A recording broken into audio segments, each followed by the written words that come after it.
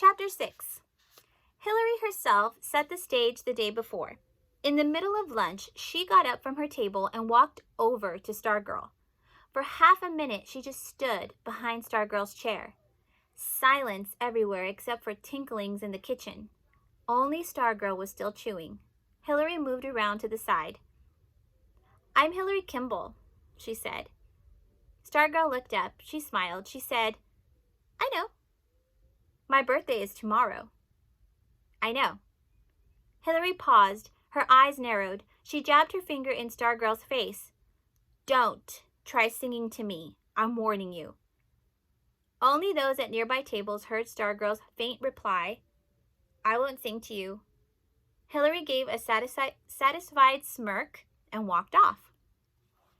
From the moment we arrived at school the next day, the atmosphere bristled like cactus paddles. When the buzzers sounded for first lunch, we leaped for the doors. We swarmed into food lines. We raced through our choices and hurried to our seats. Never had we moved so fast, so quietly. At most, we whispered. We sat, we ate. We were afraid to crunch our potato chips, afraid we might miss something. Hillary was first to enter. She marched in, leading her girlfriends like an invading general. In the food line, she smacked items onto her tray. She glared at the cashier. While her friends scanned the crowd for Stargirl, Hillary stared ferociously at her sandwich.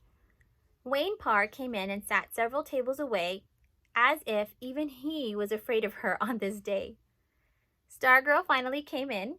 She went straight to the food line, blithely smiling as usual. Both she and Hillary seemed unaware of each other. Stargirl ate. Hillary ate. We watched. Only the clock moved. A kitchen staffer stuck her head out over the conveyor belt and called, "Trays!" A voice barked back, "Be quiet!" Stargirl finished her lunch.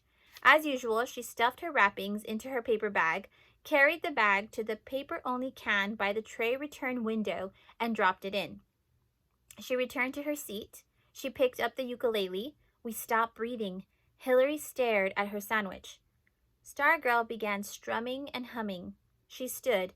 She strolled between the tables, humming, strumming. 300 pairs of eyes followed her. She came to Hillary Kimball's table and kept on walking, right up to the table where Kevin and I sat with the hot seat crew. She stopped and she sang, "Happy Birthday." It was Hillary's name at the end of the song, but true to her word of the day before, she did not sing it to Hillary. She sang it to me. She stood at my shoulder and looked down at me, smiling and singing, and I didn't know whether to look down at my hands or up at her face, so I did some of each. My face was burning. When she had finished, the students burst from their silence with wild applause. Hillary Kimball stomped from the lunchroom. Kevin looked up at Stargirl and pointed at me and said what everyone must have been thinking. "Why him?" Stargirl tilted her head as if studying me. She grinned mischievously. She tugged on my earlobe and said, "He's cute," and walked off. I was feeling 9 ways at once, and they all ended up at the touch of her hand on my ear, until Kevin reached over and yanked the same earlobe. "This keeps getting more interesting," he said. "I think it's time to go see Archie."